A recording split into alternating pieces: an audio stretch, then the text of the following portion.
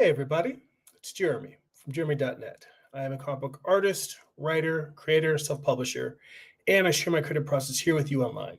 If you enjoy this channel, like to get additional bonus live streams twice a month, you can become a Patreon subscriber for as little as $2 a month. Head on over to patreon.com/Jeremy. It's patreon.com/GERIMI. If you'd like to get a free digital sketchbook, work in progress animated GIFs delivered right to your inbox, blog posts about what I'm reading, what I'm watching, what's inspiring me creatively, you can sign up for my free monthly newsletter at substack.com/@Jeremy. And if you'd like to purchase physical copies of my comic books, or if you read digitally on Kindle, you can go to amazon.jeremy.net. That will forward you to my Amazon author page. So we're doing things a little bit different than we usually do schedule-wise. Doing an evening live stream. Just was not able to work it out schedule-wise to go my normal time today. And actually, I am just about to switch from my Wi-Fi. I realized I started streaming with my Wi-Fi on instead of my Ethernet connection. So hopefully this won't just cut out the live stream. It'll just switch and hopefully be higher quality. Anyway, I am working on some sketch cards. I had been working on a few last week. Well, over the past couple of weeks. And these are pieces I'm getting done. I never have enough original art to sell at WonderCon, which, okay, news to share at the top of the stream. I will be exhibiting at WonderCon in Anaheim, March 28th through the 30th. I'll be in Artist Alley at table D22. So anyway, sketch cards. I've got a couple that I already did here. These are all drawn in graphite, and they are on some glossy cards because these are not your normal matte sketch cards. These are actually some printable playing cards. So it's like they were drawn on glossy paper. And I like the feel that it has on a pencil. It has this weird kind of slick markery feel drawing with a pencil. And I kind of actually like that. But I wanted to, these cards are no good for inking. And I honestly wanted to, because I'm adjusting my camera here a little bit. I'm not used to this particular setup here, so I haven't really figured out how to arrange the lighting, particularly something that's so glossy, so that you're not getting a harsh reflection on them. But what I'm going to do is I'm going to take a couple of these and I'm going to redraw them on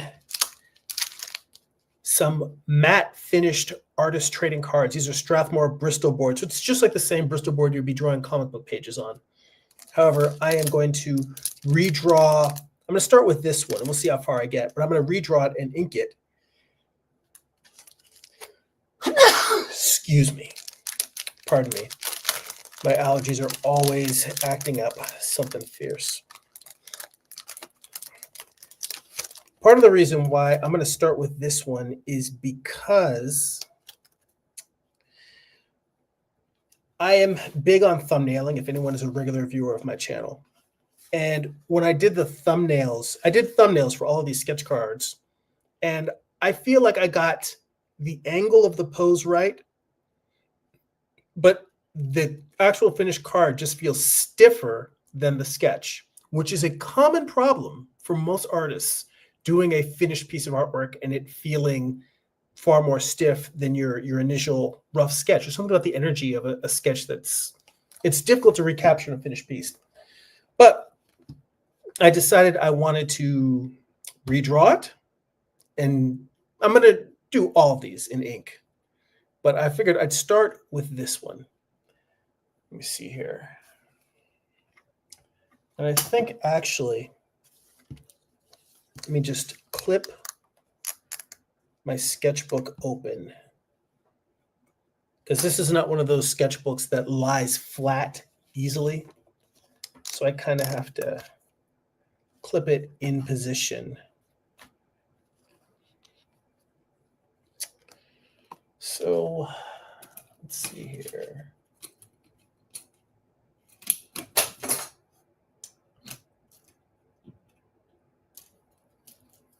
have a bunch of various drawing tools laying around here. So let me just grab my my ruler. Let's throw a quick border around this. In fact, I can bring the camera in close now. You guys don't necessarily need to see the sketchbook while I'm working. I tried setting this up so I could use my phone as my camera, which I used to do years ago. And I will tell you, it's just crazy how much better the phone works as a camera in terms of giving me a nice, clear, crisp image, even when I'm up close. I've tried a variety of webcams and haven't been able to find one that gives me like that has like a nice range from macro to large images. Hey, I see Dylan in the chat. Good evening, Dylan. I'm a little off my regular schedule, but it's good to see you. All right, here.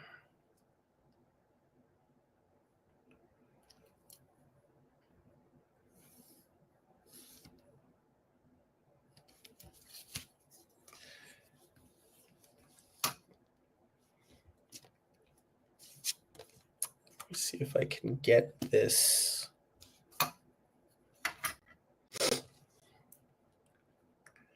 The challenge is getting the camera close enough to give you a really nice angle, but not so close, but to not have it in the way while I'm drawing. So it's a little bit of a challenge here. And the other challenge is that it keeps wanting to auto rotate, which is not a problem I have when I use my other cameras. So, it just goes to show not everything is perfect. Let's see here. James in the chat says, late night stream, huh? Yeah, I meant to do it earlier, but had some family stuff to take care of. And I just thought, my schedule's been so irregular. I wanted to get in here and get one before the weekend was out. Dylan says, I was watching Gilmore Girls, got the notification, was surprised. Well, I am sorry to interrupt your enjoyment of Lorelai and Rory. Gilmore Girls is a favorite in our household. What's weird is there's only a few episodes I've actually watched like all the way through beginning to end, but my wife has it on like nonstop repeat. So it's more sort of like between just passing through the room while she's watching an episode here and there, I've kind of seen, ooh, it was just my ruler falling, nothing serious. I'm gonna hang that back up. I've kind of seen most of this series just by kind of looking over her shoulder. So let's start here.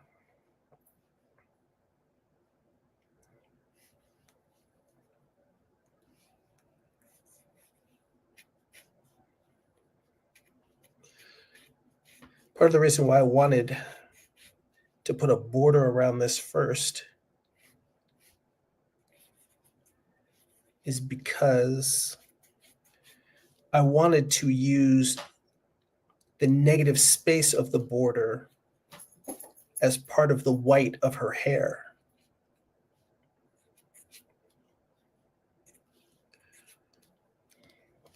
So for the previous sketch that I did, let me see if I can make this more of a direct overhead view. Nope, don't turn over, just enough. There we go.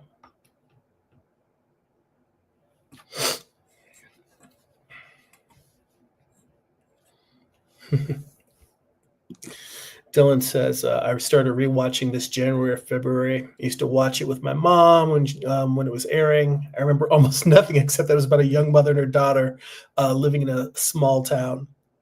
And Dylan says, ooh, Storm. Yes, I had a bunch of sketch cards that I was sketching out. The thumbnails I have over here in the sketchbook. I think I threw these on when I started the stream. So that's some T'Challa, Black Panther sketches, some Storm. There's a couple of other Storm and a couple of other poses. on other pages. So, and this is on a really slick, glossy paper, as you can see by the level of reflection you're getting. So it will not take ink very well. And I wanted to also do another version of these with inks. So let's see here.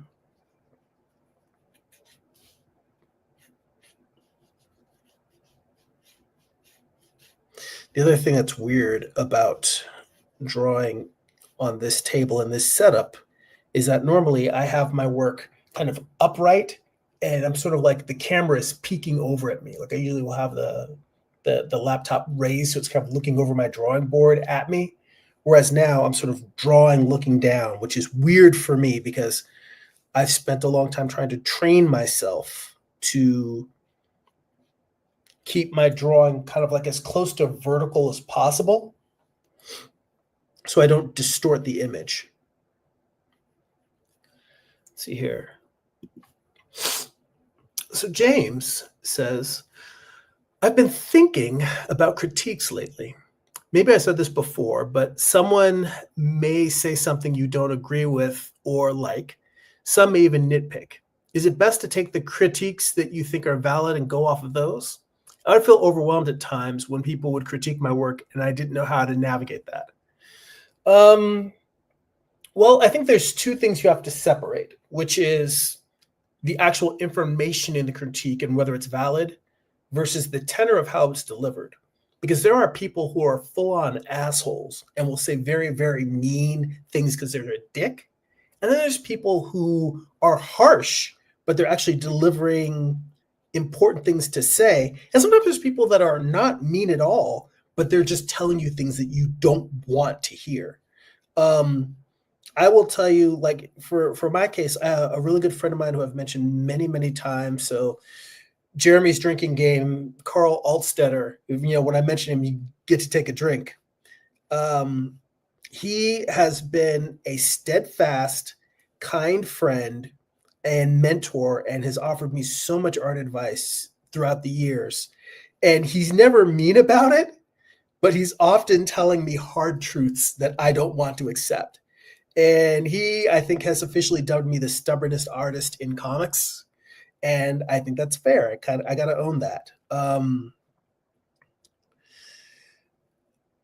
mean, it really, another thing about this is your individual personality, James.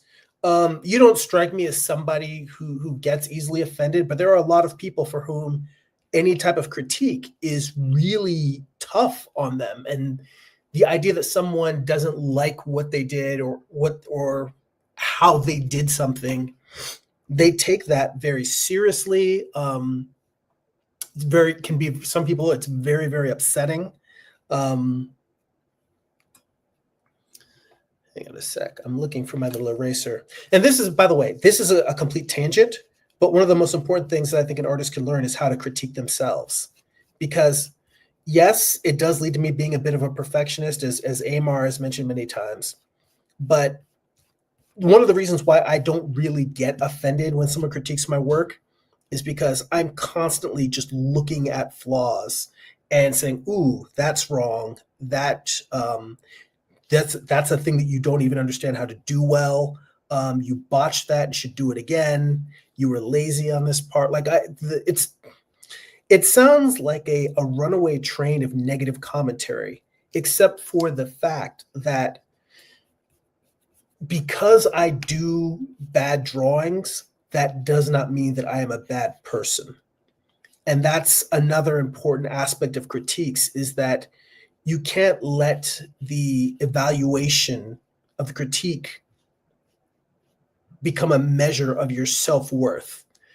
And that's probably the biggest problem. I think that's the reason why so many artists do struggle with criticism. It's because a lot of people feel like if my art is bad, then I'm a bad person.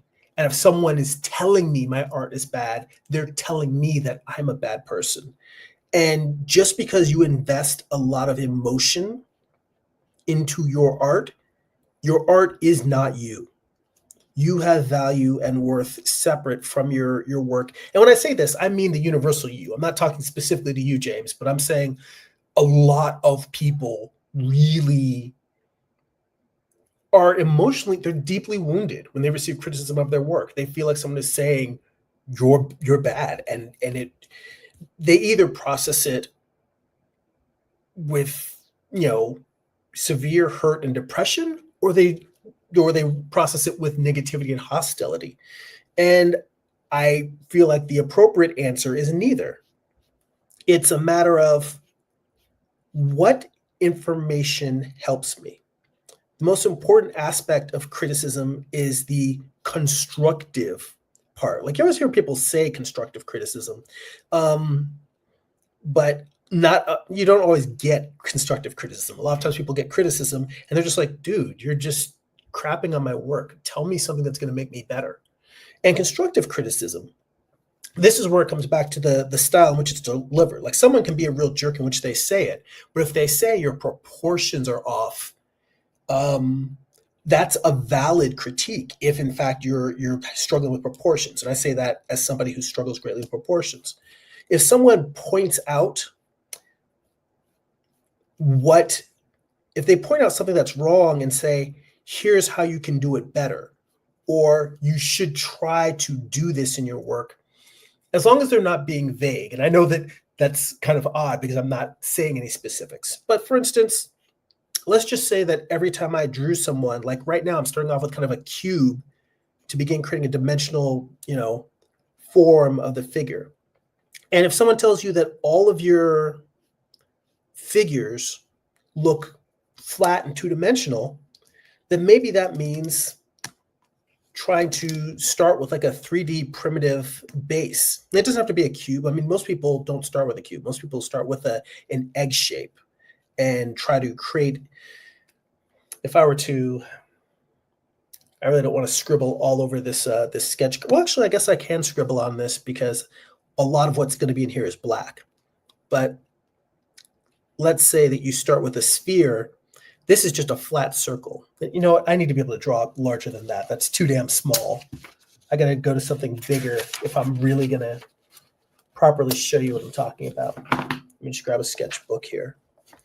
So, if someone says that everything you draw is too flat and you draw a circle, that is a poor circle.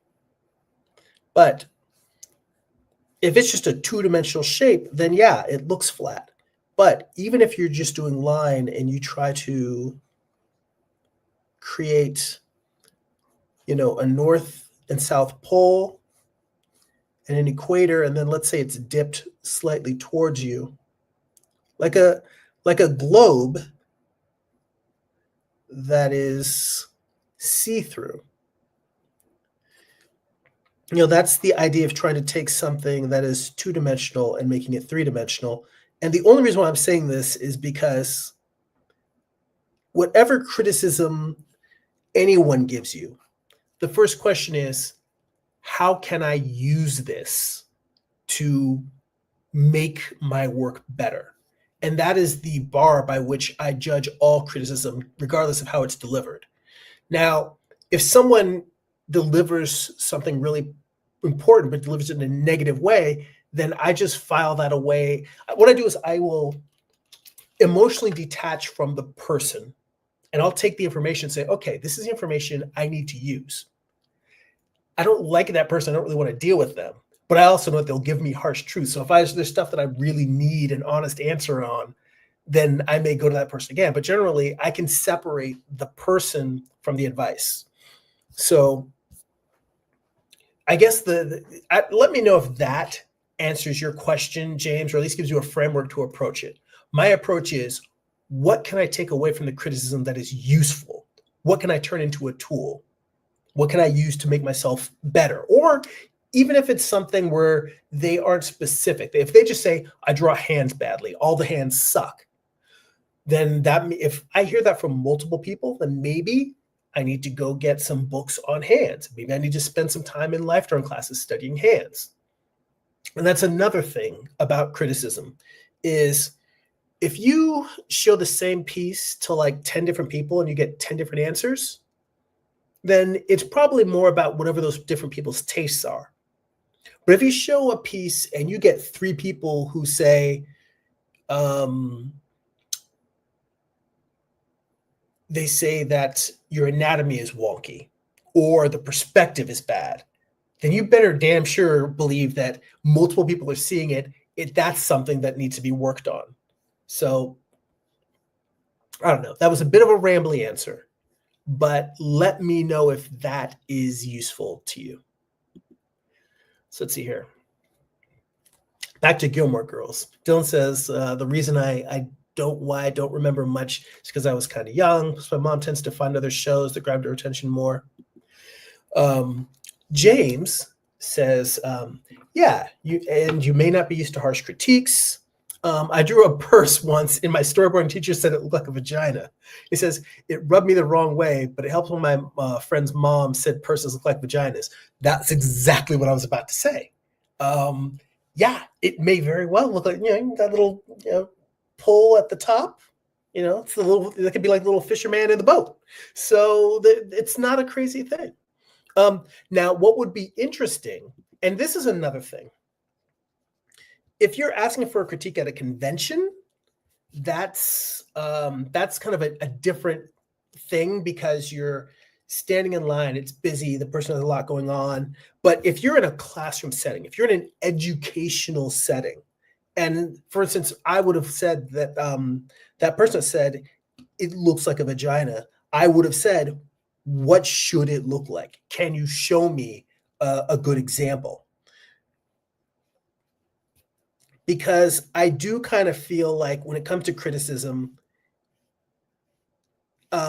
switching now from Carl Alstetter to Carl Ganas, the instructor that I've studied with for many years, he, in his classes, he always does drawovers of students' work. So everyone submits their work digitally, and he'll bring it up on his iPad, and he'll draw over it and show you. So he doesn't just tell you, oh, your proportions off, this figure doesn't have volume, the gesture is kind of stiff. He doesn't just tell you what's wrong with it. He literally will draw over your drawing and turn your drawing into a better version of it. And then he'll show you, like he'll turn the layers off and show you the before and after. So you can literally say, this is what I changed. This is what you should be striving for in your work. So he's very, very specific. And I think in a classroom setting, that is one of the best things. Sometimes a teacher won't tell you because they feel like you need to work on it and you won't really understand or appreciate what they're trying to teach you unless you figure it out on your own. And I think that's a case-by-case basis. It depends on what it is. When we're talking about the fundamentals, I think that a teacher should really just draw it for you and show you, no, this is what it should look like. But I think when we get into more esoteric fields of art, and it's about, is it hitting or missing the mark in terms of composition or style, there are certain things that I do think having someone show you isn't going to be as powerful as you drawing it and doing it on your own and then saying, oh, wait, this is what it needs to be. So I think that's more when we're talking about things that are stylistic and levels of expression. So let's see here. And James says, yes, says, right. I appreciate when it's constructive. Dylan says, I haven't had my work critiqued in years, so I must be a perfect artist. Well, you know what? To a certain degree, I mean, I think about this a lot in that I've spent so many years working on my craft, but knowing that I'm never going to be as good as my favorite artists. I'm never going to be as good as Bill Sienkiewicz. I'm never going to be as good as Walt Simonson or Frank Miller. There's a point at which I also think, why am I chasing fundamentals so hard? Because there are people who make great art, even if it's not technically good. It may not follow the rules of composition and anatomy or perspective, but it works. It speaks. It has a unique dynamic energy to it. But that is something that I think the reason why I continue to pursue the fundamentals and take classes and try to excel at those is because it's easy to tell oneself, you know, you can make art with a capital A without necessarily being a great draftsman. And what I mean by that is if you make something that is expressive, that communicates and grabs people by the throat, then that is the most important thing.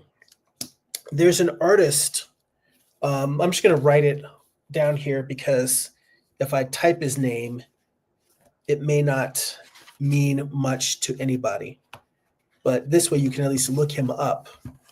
There's an artist named Egon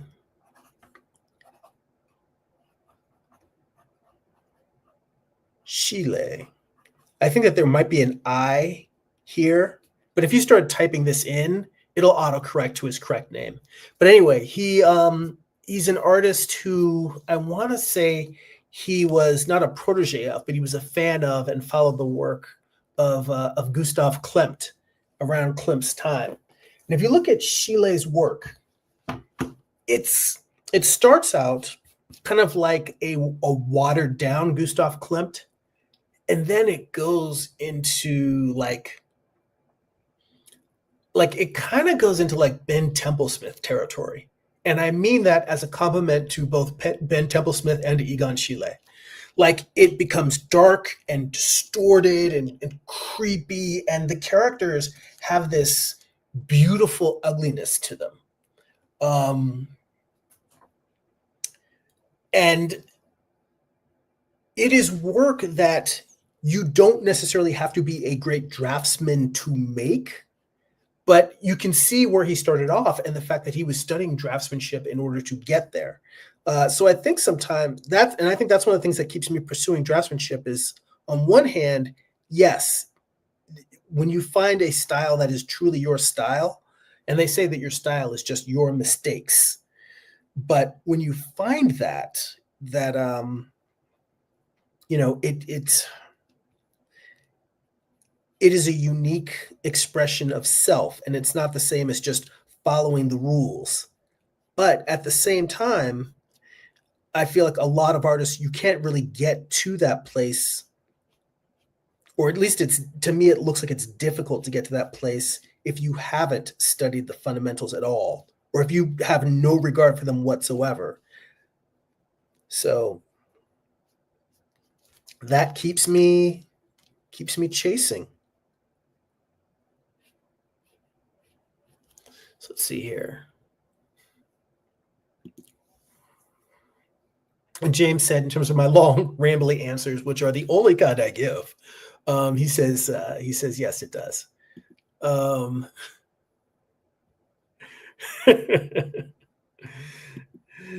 says, dudes don't know anything about purses. And James says, right, I had one or two teachers who did do drawovers. You know, and it's an interesting thing that there are artists who do demos, and the demos clarify so much. You can see the process of how it's done. And then there's artists who do demos and they just make the amazing thing, and you never really understand how they did it and why they did it. You just like the that thing that when we were kids and we made art, and people who weren't artists would look at it and go, oh my God, it's like magic. There are some artists who are not great teachers, but they're great artists, and they'll do the magic. And then like you look at it, and you're like, yeah, but you didn't teach me anything. I still can't do what you did. I need to move her nose up like just a tiny bit.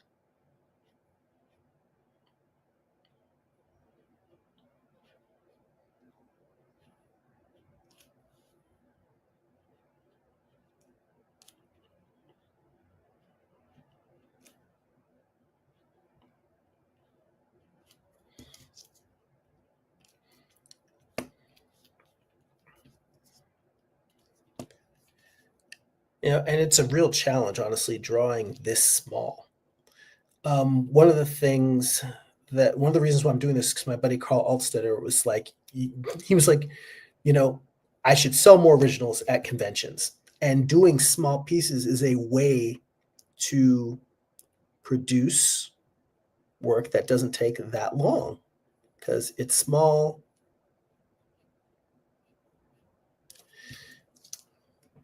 It's a lot quicker than doing like a 8.5 by 11 commission or a 9 by 12 or 11 by 17. But the counter to that is that, yes, it is, it's small, so it goes quicker, but it is also challenging to draw this small.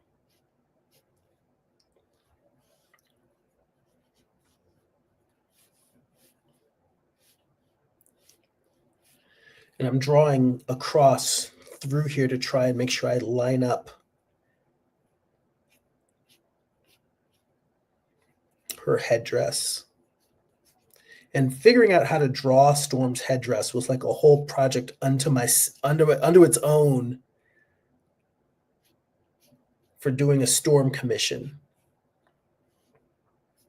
It's weird sometimes when you start drawing a character for the first time and you realize, oh my God, I have no idea how their costume is put together. So let's see here. So Dylan asks a very, very poignant question. Why do you believe that you can't or will not reach their height? Like for instance, an Egon Schiele. Well, honestly, I feel like if I were going to reach that height, I would have reached it already. Yes, there are many artists who don't really hit their stride until sort of a second act in their career or a third act. But I am closer to 50 than I am to 40. And when I look at how many people who are in their 20s now and their 30s and their 40s and already are making artwork that's way better than what I'm currently capable of, I feel like the idea of catching up feels so far from where I am. But also that on another hand, the competitive nature, the idea of matching someone else's level of talent, matching someone else's level of skill, matching someone else's level of fame in art. It feels like by saying I'm not going to reach that, it gives me permission to not be competitive and just focus on what is my art journey? Where am I going? What am I trying to do? And I think that in the long run,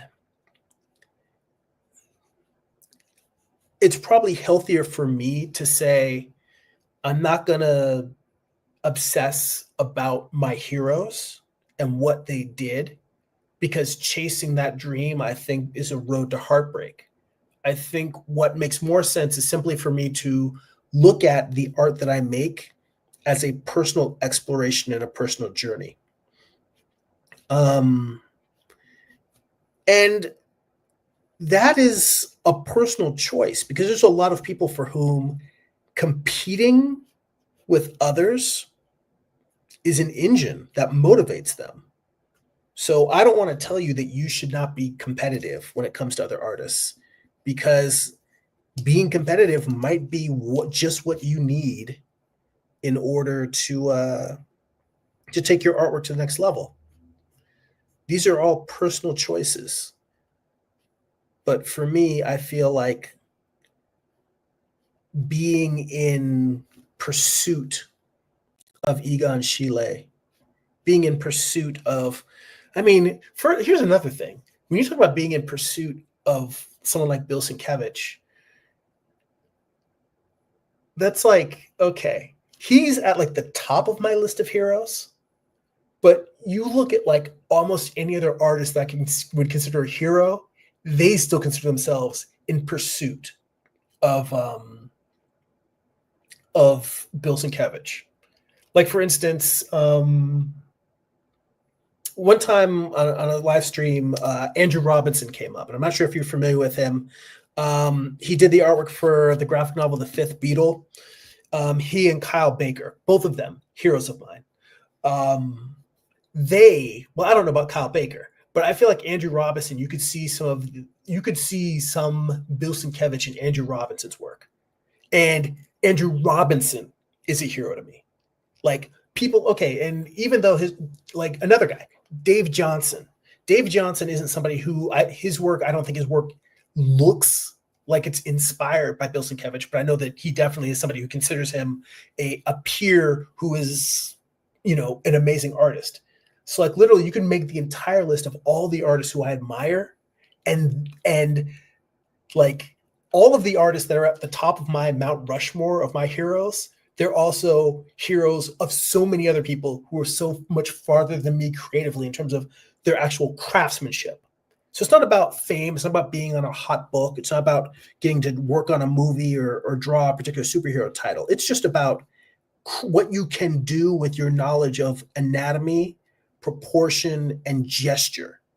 And that's an interesting thing there. And that comes back to the whole reason, well, that's why I keep trying to get better at my fundamentals, is because there are artists I'm fans of who, like I said, don't necessarily, their work is not awesome because of their fundamentals. Their work has a certain level of craft and art to it that it's just art. A great example would be Ted McKeever. Ted McKeever is an artist who his work is evocative, and his work also falls into that Egon Schiele school of art, I would say. I don't know how he would define it, but he is somebody who I personally admire, but his work is beautiful. It's amazing not because of the way he draws the fundamentals. It's beautiful because he just does his own thing in a way that nobody else can do. But most of the artists that I am a fan of are artists who have incredibly strong fundamentals, and then on top of those fundamentals, go beyond and do something amazing with their craft. So let's see here. And Dylan asks, how much would you price one of those cards? That is a good question. I am probably thinking maybe 20 to 30 for the pencils, and then 40 to 60 for the inked ones. Because again, part of this is that I have this same pose as a pencil drawing, and this might seem crazy to take the exact same drawing and just redo it in two different mediums. But this is part of me trying to figure out, because I don't sell a lot of original art, this is me trying to figure out what people respond to that I want to make. Because that's the real challenge, I think, for a lot of artists is we do what we want to make and it ends up being not marketable. We do what people are buying and we get it's soul draining and soul crushing, and it feels like you're like, why am I trying so hard to do this stuff when you spend your whole day making art that you absolutely don't care about? It can be really draining. And I think the difference is for me to say, all right, if I like making sketch cards, or let's just say I like making the sketch cards are irrelevant. Let's just say if I am going to do fan art, maybe it's fan art of Storm or it's fan art of X-Men characters.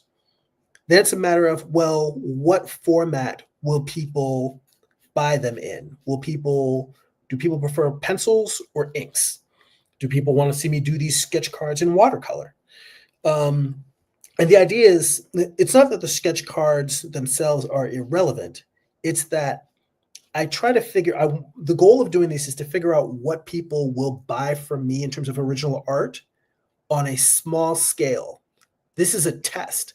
By doing a drawing on a sketch card, I can test out and see what people will pay for without doing like a whole large piece or taking on a commission that I end up saying, oh, I should not have taken that. This is really unpleasant. I really don't like doing it. I can figure out what I want to draw and what people will buy quickly by doing sketch cards. And then I can move up. Like, let's say that people are like, oh, they'll buy sketch cards, but they really want to see me draw Black characters because I'm a Black artist. Or they're like, oh, we just want to see you do horror because you like creepy stuff. In here, you guys have seen how much I'm into figure drawing. I took a pose from a figure model and I did it on a sketch card. I'm going to do some of those too. It may be that I end up not doing any superheroes at all. I just do a bunch of sketch cards of figure, my figure studies, but in ink. And then I end up, if I find out what will sell at the small scale, and then I slowly start doing larger and larger pieces. And it's a way for me to kind of dial in to what will people buy from me. Bit by bit, I'll get closer and closer to that answer. So that's what this is. This is all a big test for me.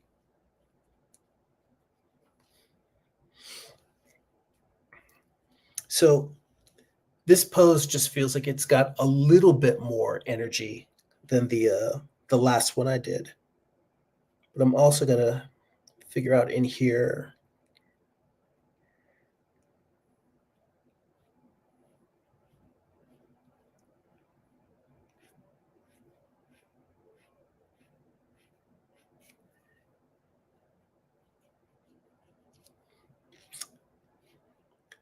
I'm putting in a little line so that I can draw kind of up to the edge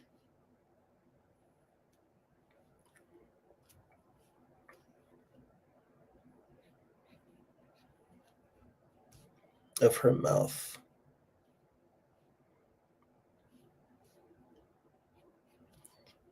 Let's see here. Oh, Red is in the chat. Sorry, Red. I saw you came in there earlier, and I was still on my my ranty rant. But thank you for joining us. And Red says, Storm really do have a long neck. I did exaggerate it a little bit, but that's because I wanted her to feel very regal. Realistically, this is probably too long of a neck, but that is, again, that's another thing about doing sketch cards, is that it's an opportunity to make mistakes and have them be low consequence mistakes. When we do like a finished comic page, or if you're doing a commission that's like an 11 by 17 commission, you're trying to go balls out and make it like the best piece you ever made. And sometimes the pressure that we put on ourselves, pressure alone can ruin the enjoyment of making art. Oops, move that up too far. Let me see if I can move this camera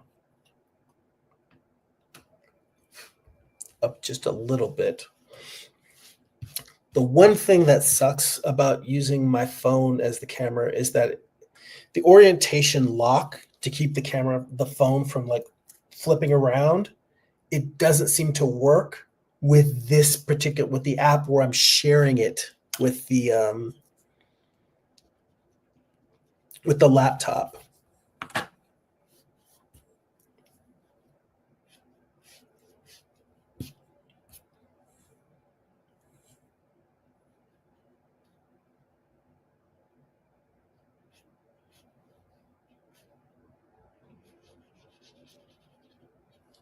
So let's see here. I've already been going for 45 minutes. I should start the inking now. And see, that's another thing that I was hoping, is by doing these sketch cards,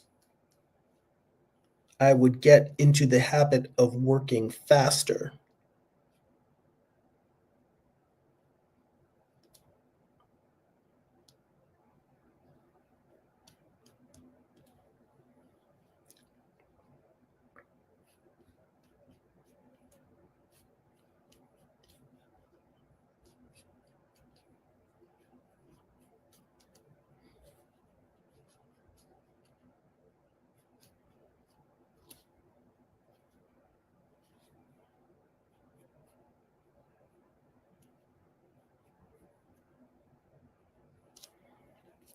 All right. So not exactly what was in this one, but not bad. Not bad. So now you get to see the fun part, the inking time. Let's see here. Scroll back up. Dylan says, that seems fair. A poker-sized piece is less of a risk than a bigger piece. Yeah, I mean it's the same logic as making an 8-page, a 4-page or an 8-page story, doing a mini comic, or even doing just a one shot, as opposed to saying, "Oh, I'm going to write and draw a 1,000-page epic." That's really audacious if you don't have a mastery of the craft and you're not sure if you even like the genre that you're doing yet. You're not sure about the characters. This is the exact same logic, which is try making smaller, low risk versions first.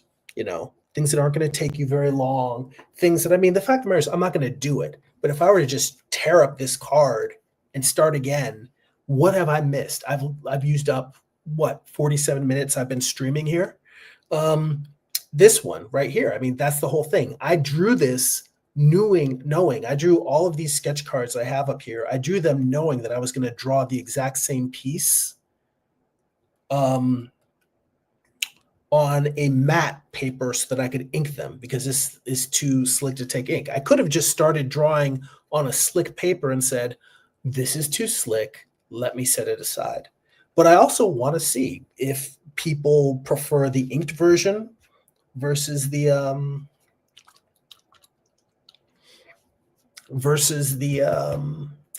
pencil version, because take a drink. Carl Altstetter gave me the highest compliment I think I've ever received. He told me many years ago that I pencil with a feather and I ink with a chainsaw. And it's definitely a backhanded compliment, but he was kind of like, dude, you just go in there like a savage. And he's like, you go in there, you do all these polished pencils, you should make your inks live up to that.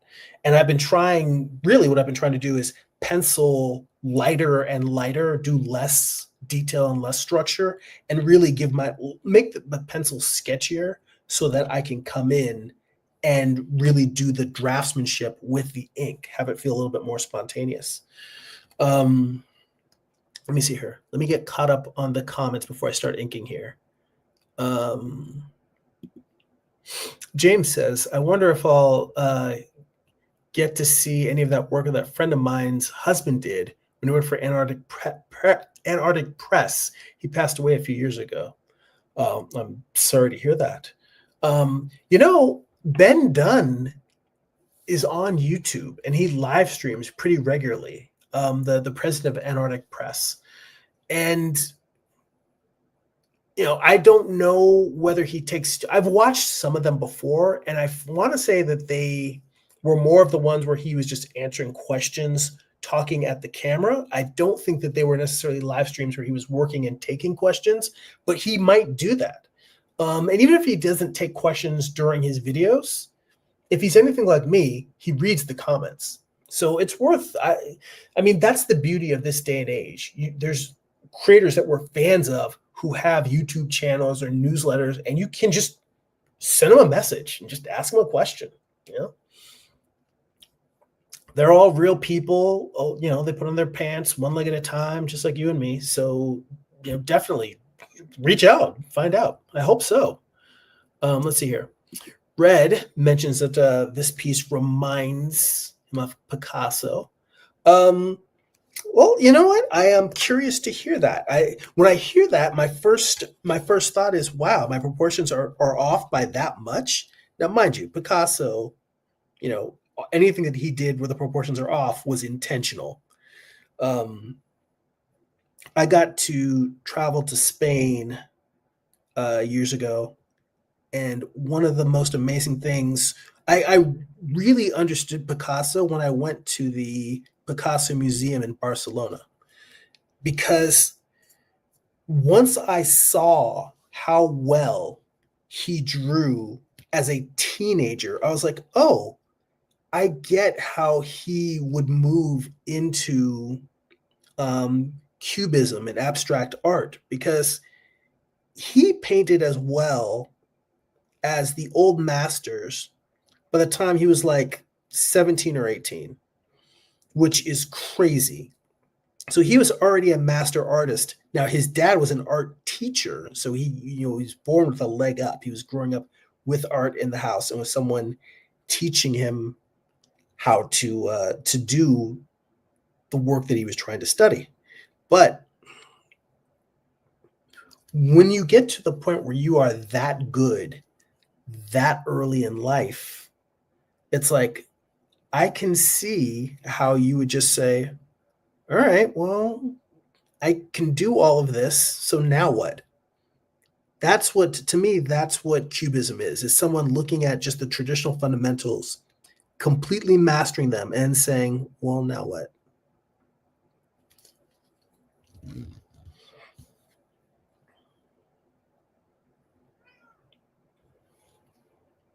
Hang on.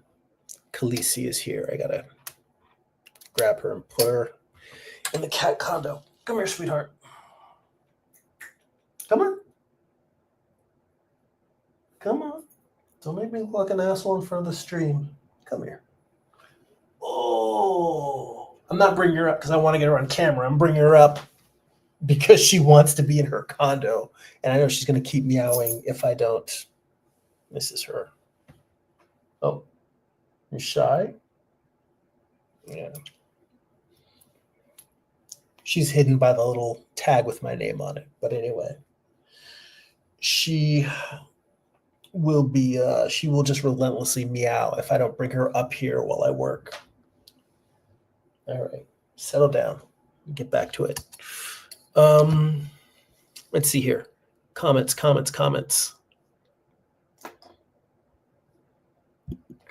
Dylan says, I've always wanted to know how the creators of Storm came up with her headpiece and why. I am sure that it's in a book, because there's the artist, his name was Dave Cockrum, and he originally, a lot of the all new X-Men were originally supposed to be characters from Legion of Superheroes. He had designed them all for a reboot, and he got turned down by whoever was the editor at his proposal for rebooting the Legion of Superheroes was turned down at the time. So he took these characters and brought them, all of his designs, over to Marvel. And oddly enough, Storm, I think, was originally like a cat-like character. But there's lots of articles online. If you just do a Google on Dave Cockrum X-Men designs, that's all you need to know. You will find plenty. But he goes into all of the characters, not just Storm, and you can see what their early versions of their costumes look like. And it's pretty cool. Let's see here.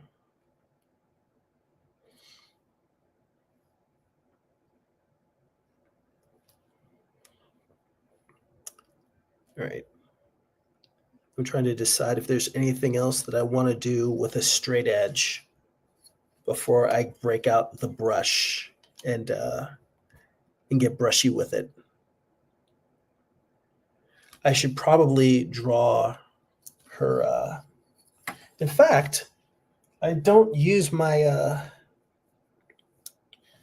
my ellipse template very often, but I have a handy dandy ellipse template right here, and the smart money is on using this thing, the one that is the least. Oh, wait a minute, is that? Yeah, the one that's the least distorted. I should probably use this to draw her symbol on her head. Let's see here.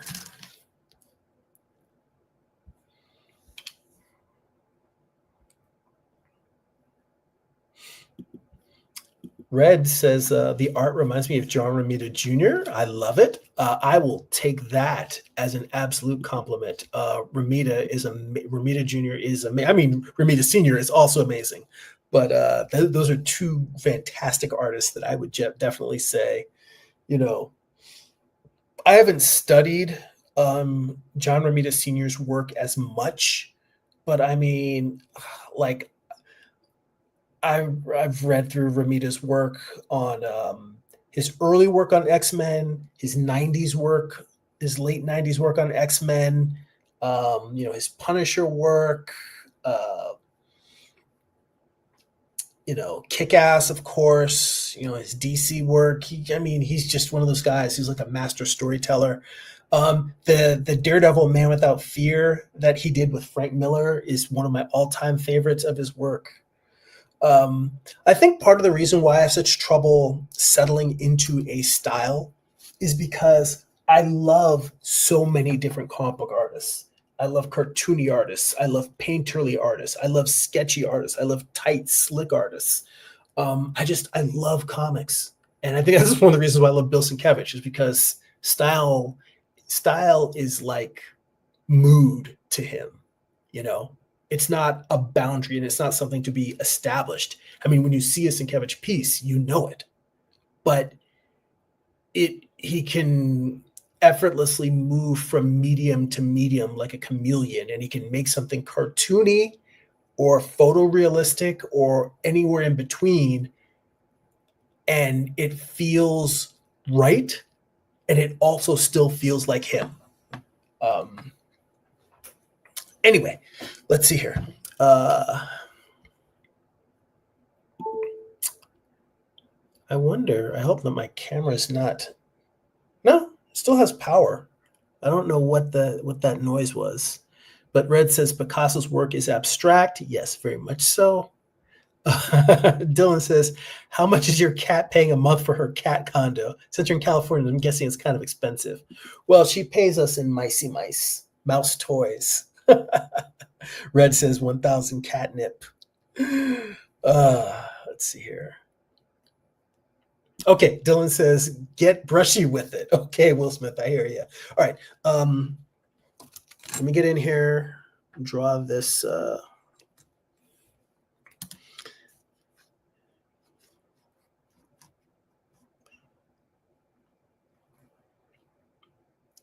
think that's probably about right. Well, let me go a little bit larger. Nope, I think that should be actually. It's crazy. It's like it's just in between the two sizes I want. I'm going to go bigger and just hope that I don't regret it. But again, it's the whole thing. You try stuff and you make mistakes. Doing a small piece, it gives you room for mistakes.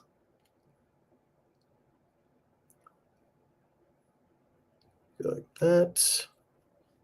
Then let's come in 2 or 3 more. Let's go down like there. That's too small. Well, that's not too small. This feels like it is too small, but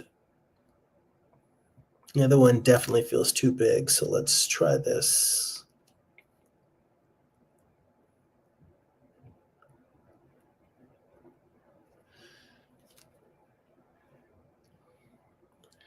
Yeah, that is off. If anything, this side should be the smaller side, and the side that's closer to us as a viewer, like the way this is angled, the left side of her face is closer to us. In fact, I can let's just cheat it and go in like that. But I kind of botched it.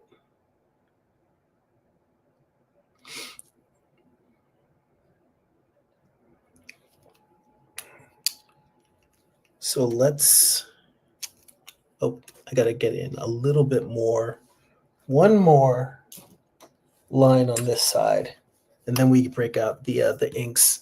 And I'm gonna go long, not because I want to stay up all night, but because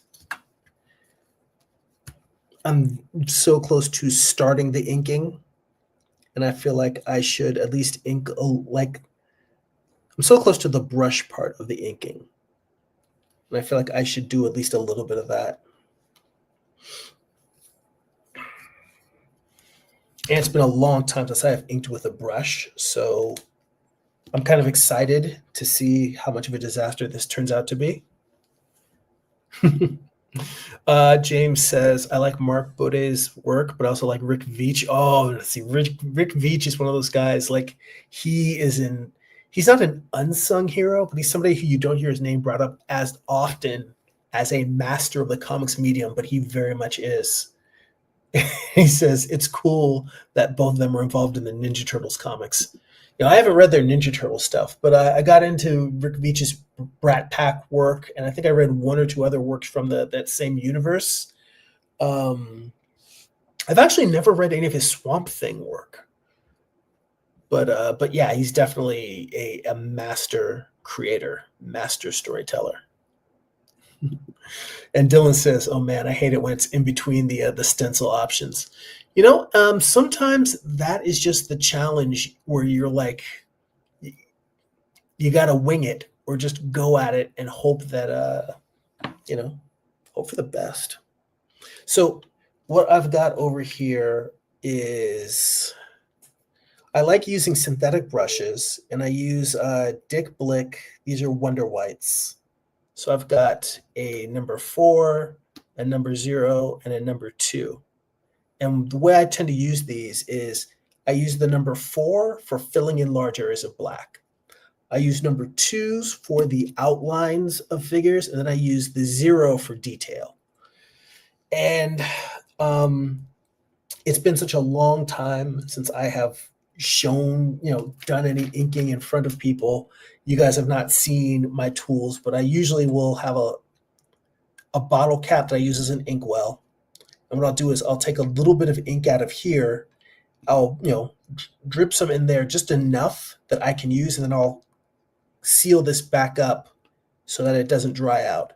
And this is a bottle of Speedball Super Black, which is not the same as the Higgins Black Magic. As I recall, there are some things about this ink that I did not like, because the bottle of ink that I really do prefer is in my other regular studio area. Off camera, I've also got a little paper towel to blot my brushes on, and a bottle of water. But what I like to do is I will actually do that whole thing where you would like put straw in soda and then pick it up and then release it and pour out the soda. I do that with ink. So I will put this into the bottle, the ink well, put my finger on the top, and then just carry it out and just put, honestly, it's crazy, but I really only put like anywhere between 5 to 8 drops of ink in there. And that will do me for usually, I don't know, 20 minutes worth of inking.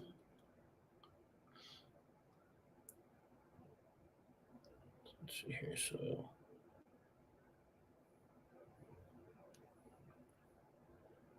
unless this does not want to get in there at all.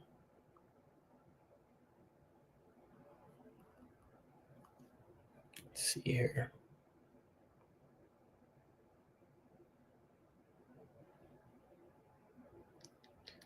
None of this is coming out. That is weird. I wonder if this is like super thick, goopy, because I have not used this in a long time. So my whole thing I was going to show you of my little process of dripping ink in there, that's not going to work.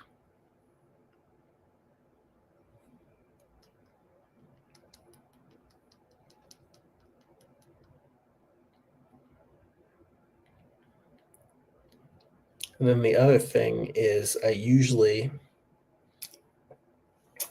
grab a tissue.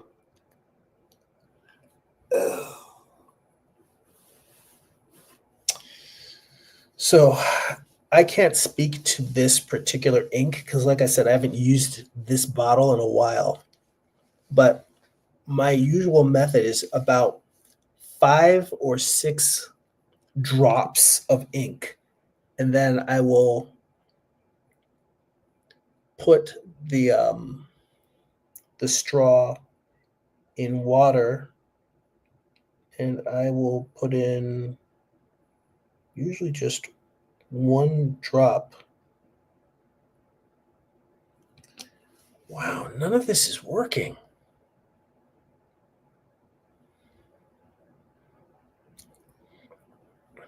Have I forgotten how to ink?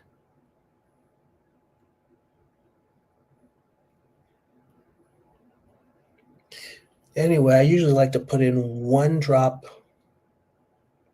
of water.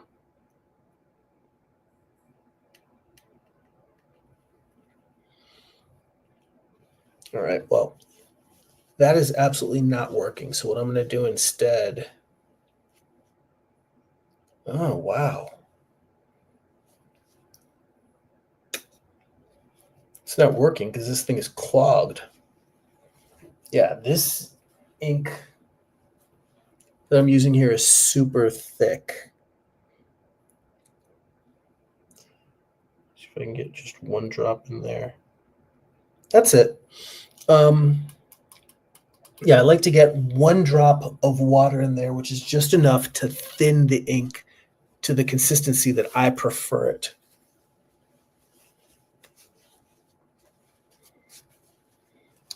So let's see how this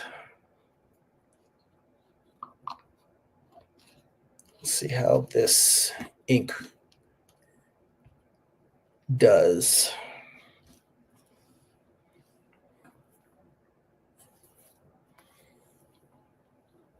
And I gotta have paper towels around me, otherwise I'm gonna get my keyboard all inky every time I go up to touch it. So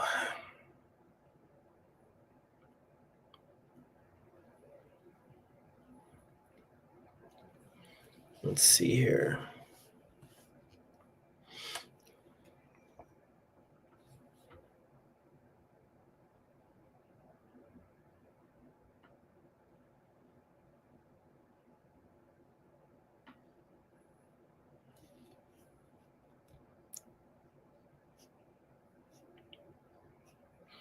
What I'm probably going to do is I'm just going to ink all of the blacks framing Storm and save her face for later.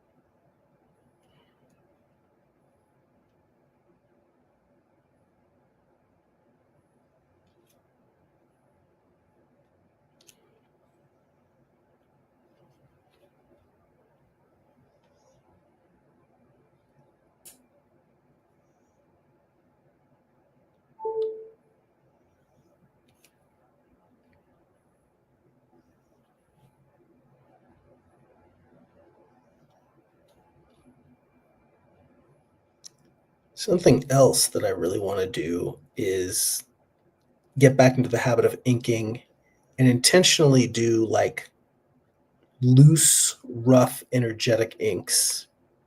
Something along the lines of a Paul Pope or a Jim Mahfood, where you can look and you can feel the energy in it, but they're not being precise, they're not being precious with it. They're just saying like, I want to get the vibe of the piece down. I want the energy to be like, it doesn't matter whether the lines are right, if the energy in the lines are right, if that makes any sense.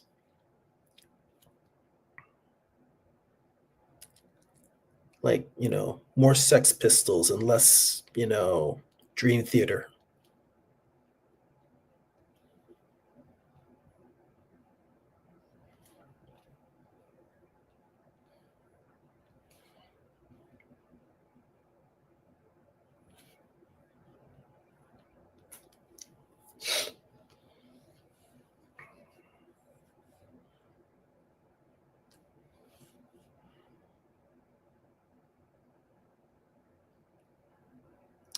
Something else that I should probably do is get like a black sheet of cardboard that I know is about the size of the camera, because I have to keep looking up and saying, "Oh wait, am I moving this off camera?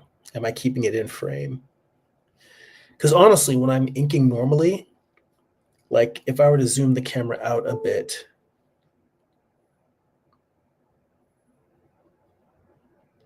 I move the camera around quite a bit, or I move the piece around quite a bit. I spin it, I move in different directions, and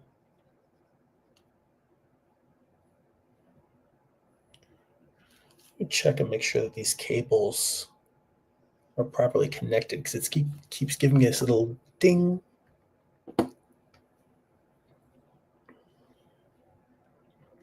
By the way, considering the fact that I'm still in the middle of inking and we're not quite at the end, if you have not hit the like button, hit that like button. If you are not a subscriber to the stream, hit that subscribe button. And if you know somebody else that you think would be into this kind of shit, hit that share button.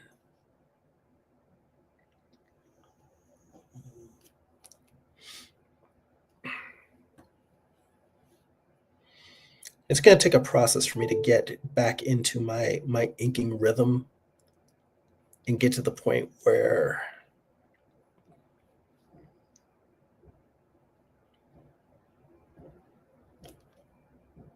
I've got the lighting the way that I want it, but an angle where I can move things the way that I want it.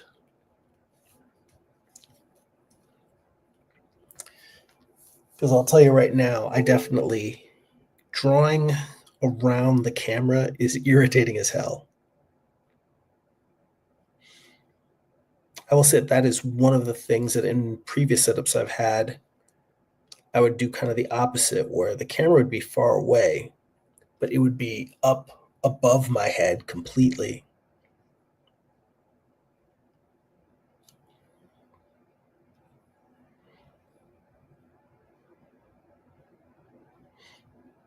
And there's no reason why I couldn't necessarily do that again. It's probably, I can probably find a setting that will flip whatever image I'm broadcasting to you. And then what I can do is I can put the camera so that it's over here facing down. So it's out of my way, but it's looking down at you. And the image would be upside down, but then the software could just flip it back. Let me put it this way. If I were using OBS, I'm sure that would not be a problem at all. I've never really been a fan of OBS.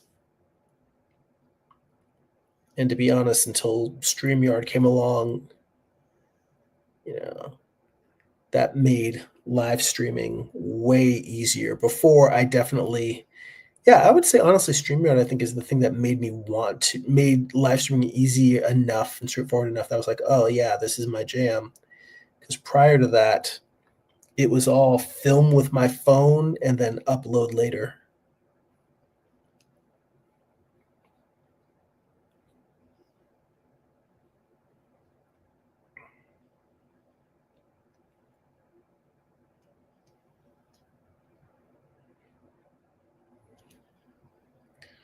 Now, I know that I could go in, I could have just inked Storm's face and you'd be like, oh, wow, the face is coming along, but then you still have all this other stuff. But the truth be told, I feel like this will look more finished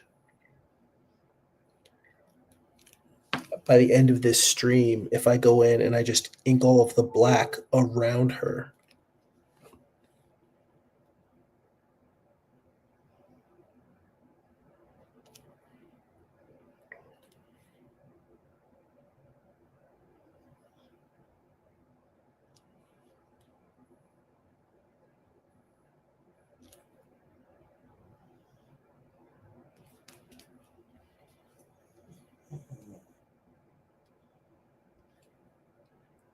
So I'm opting to go this route.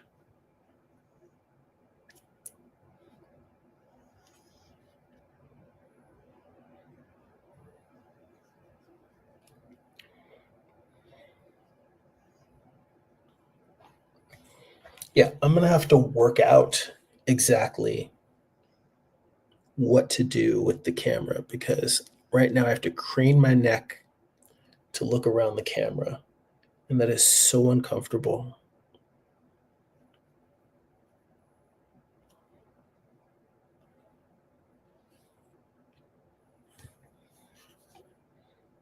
Throw my shoulder out a little bit.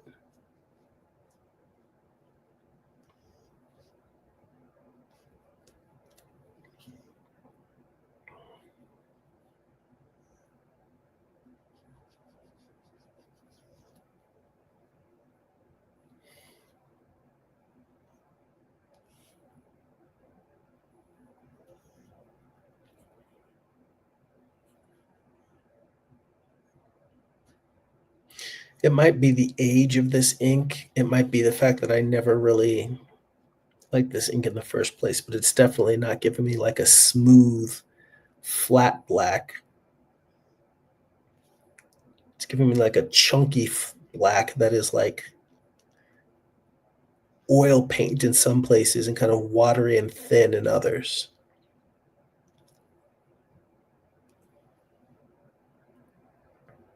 But you know, that is sort of the beauty of traditional media is it gives you these weird unpredictabilities.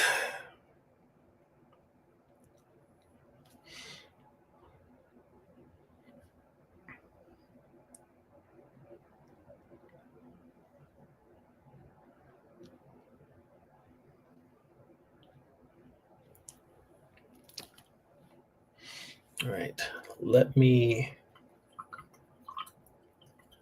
put a little more ink in ye old inkwell.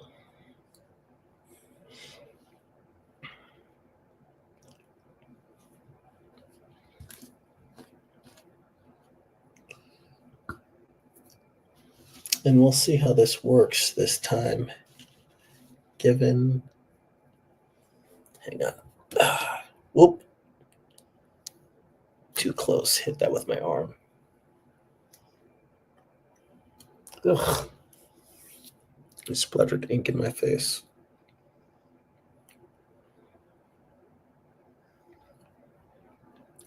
I should have done the water first, just to kind of prime the pump with this thing. Drop of water in the base. Oh, now let's put this in here and see if I can.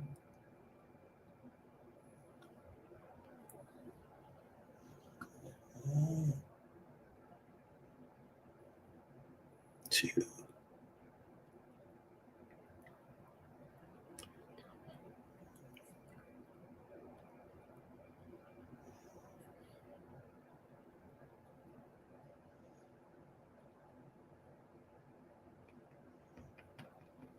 Yeah, it's a little bit better. Yeah, putting some water in there beforehand is getting this to flow out more. Believe it or not, the ink that I prefer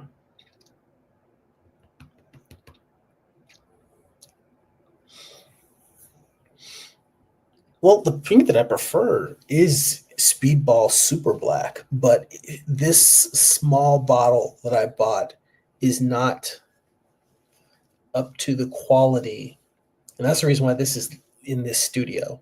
Like I left it around as kind of like my last ditch if I ever need a bottle of ink.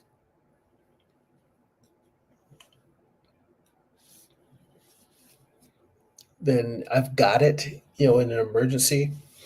But usually my preferred ink is either Speedball Super Black or I will use Dick Blick. Um, it's just Dick Blick India ink. I don't think they have a special name for it, but the ink, their India ink, their waterproof India ink is perfectly fine. Um, I think the bottle that I have right now is the Dick Blick and not the Speedball, like the big bottle I have that I use for comics. And it's interesting because it is thinner than what I'm using at the moment, but it gives better coverage. So it flows better, more liquidy, but at the same time,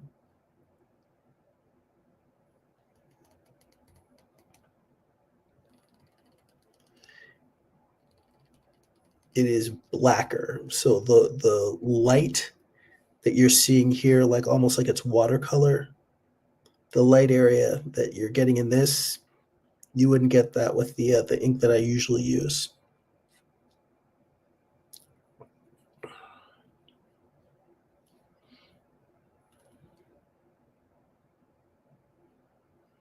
And I say that as somebody who is a fan of Speedball Super Black. This is just a bad batch, and normally I would swear by Speedball Super Black. So I don't want you to think that I'm going on a rampage trashing them. Normally they are my go-to ink. Just this is an old bottle that just wasn't good, and that's why I have it laying around in the first place instead of having used it up.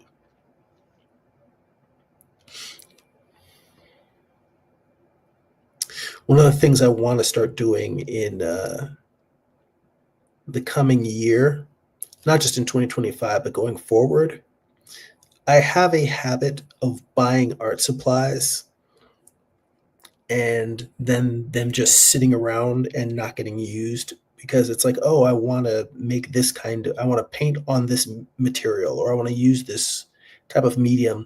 And it's like I buy it so that there won't be any resistance when I have the free time to do it. I'm like, oh, it's right there. So I'll never have an excuse to not try it.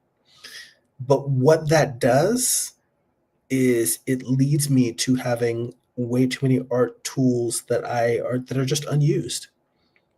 So what I want to do going forward is not buy any particular art tool until I am ready, until I'm ready to use it. By the way, I don't know if I'm just nuts or what, because it looks like the stream is still going and people are still watching, but the chat went quiet. Now, part of that is that I'm inking and maybe you guys are letting me focus, which is a good thing and I appreciate. But I am just curious if you guys are still out there.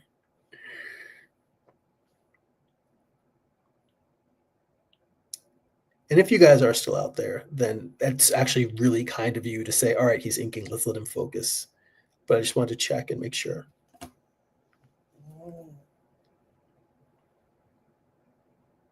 Because if you guys left, I'm shutting this shit down right now. No, I'm just playing. But I am almost done though.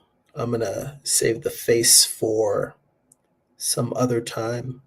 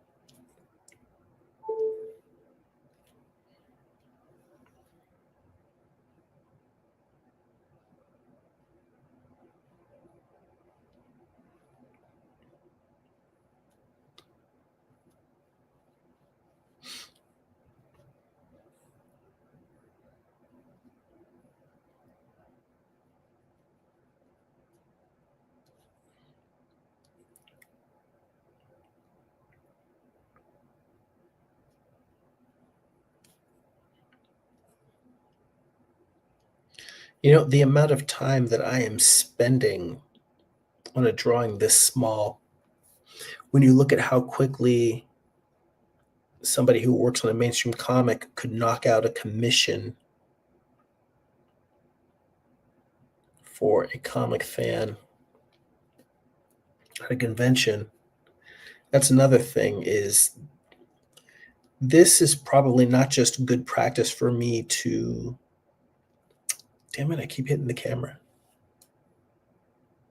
It's not just good practice for me in terms of getting into inking, getting back into inking traditionally, and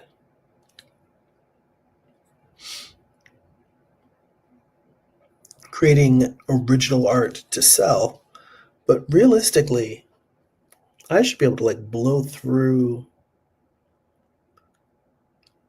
I honestly really did think that when I started the stream, I was going to pencil and ink this entire card in 1 hour. That I would just knock through the whole thing.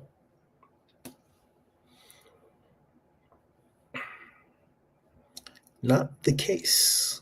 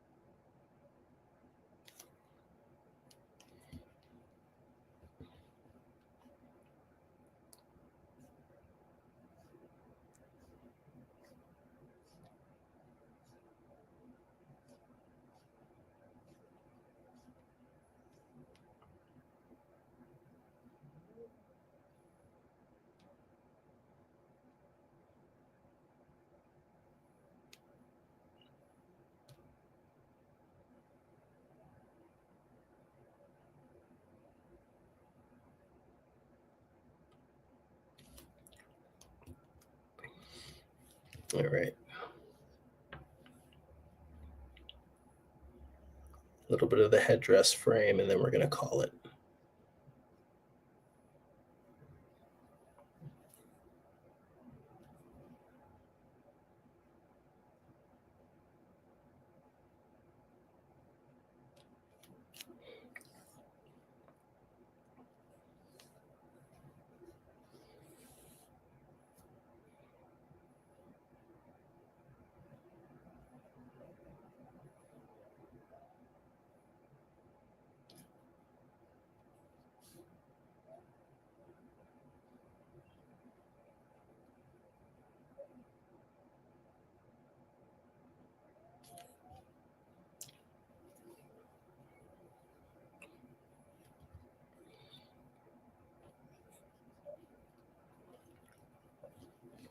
This is probably a point where I should switch to a smaller brush.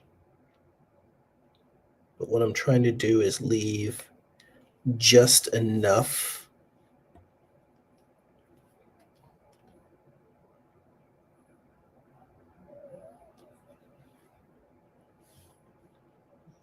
white, like a rim light, on the headdress.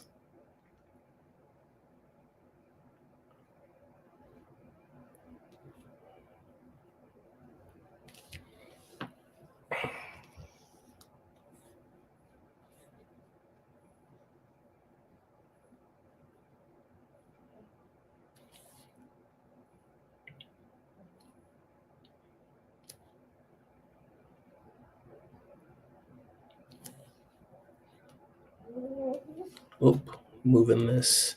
So that's the thing. Now I'm moving the camera, moving the card away from the camera or out of frame so I can see what I'm doing better.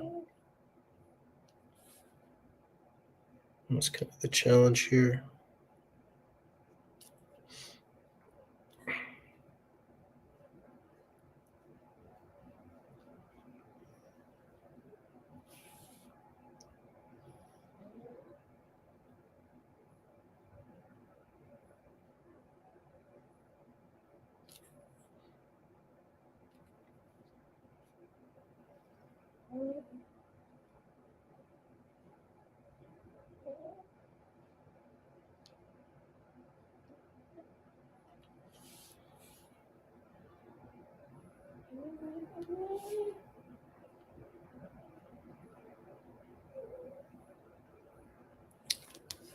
Almost done.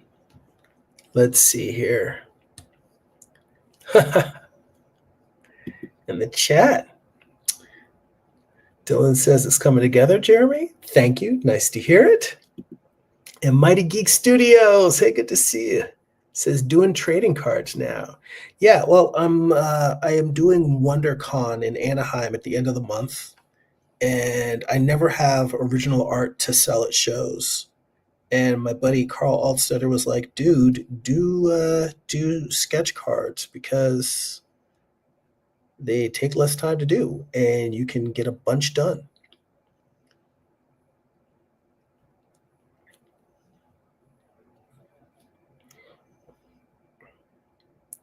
Now, I will tell you, you're coming in at the tail end of the stream because I'm not going to finish this completely.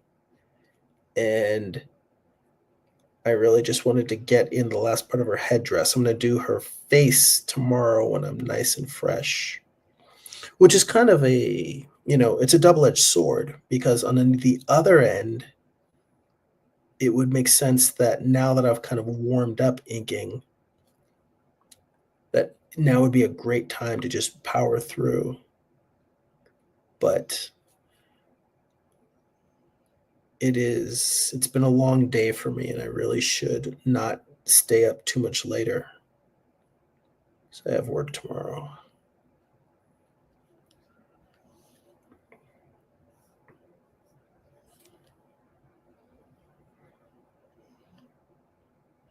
So yeah, I'm just going to finish up this last little bit of her headdress, and then we're going to call it.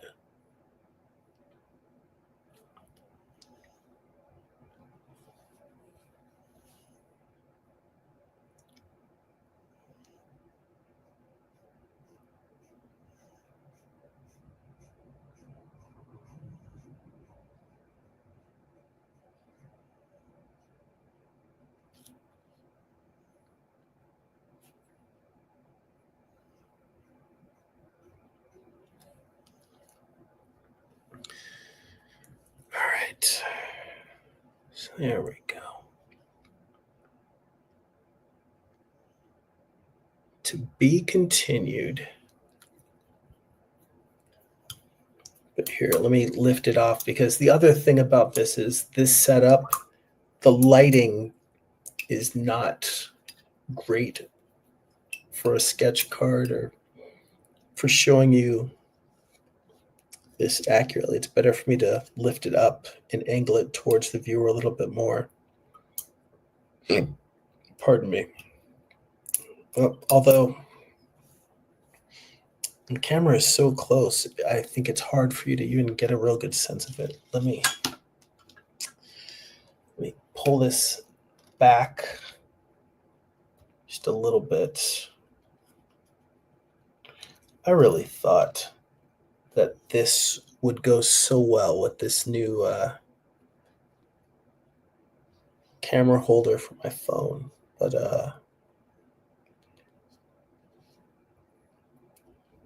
I may do a couple of extra passes on the blacks there because they're kind of patchy, and they don't need to be flat black like a rich black, but yeah, it's what I get for not using my my regular go-to inks. But on that note, let's come back to the big camera. Thank you for joining me for this late evening edition of a live stream. Hang on, I'm trying to keep my phone from crashing down on the table because I messed up how this thing, you know what? There, just it's down. It's down. Leave it alone. It's down. All right, guys. Thank you for hanging out. I don't know for sure if I'm going to have another stream next week or not. Things continue to be up and down with my schedule, and they will be for the rest of the month. I'm definitely not going to be streaming the weekend of WonderCon, which is going to be March 28th through the 30th. But if you're in the LA area, I'll be at Artist Alley, table D22. So please come by, say hi, hang out. I hope to see you.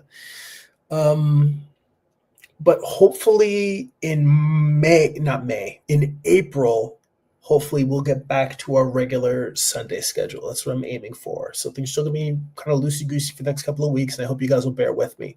But I appreciate your support. I appreciate hanging out, and honestly, just being able to get on for an hour or so and sketch and talk and chat with you guys, it helps me too because my family's been going through kind of a difficult time lately, and it's important for me to be there for them.